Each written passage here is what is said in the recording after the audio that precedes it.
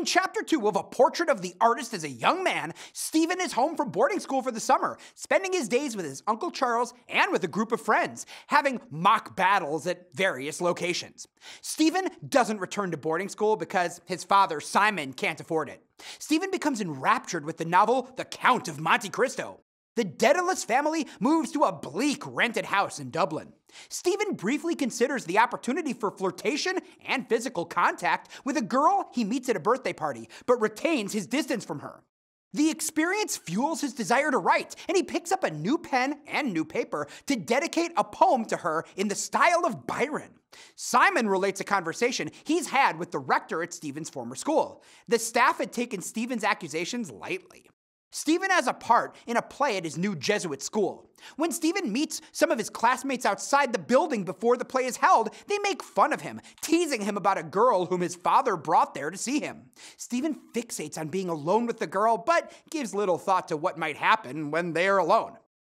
Stephen takes a trip with his father to Cork to complete the sale of some family property. Simon is primarily interested in drinking heavily, reminiscing about his past at the University of Cork, and shoving the experience of having to sell family property out of his mind. He embarrasses Stephen on a pub crawl.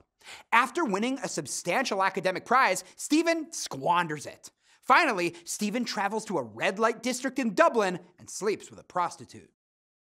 Toward the end of the summer, Stephen says he wants to meet in the real world the insubstantial image which his soul so constantly beheld. The subject he addresses here is, in its thematic meaning, the creation of art. Anyone who writes, paints, or composes ultimately wishes to see their ideas come to fruition and to encounter them in the way Stephen wishes to encounter Mercedes, to make human tangible contact.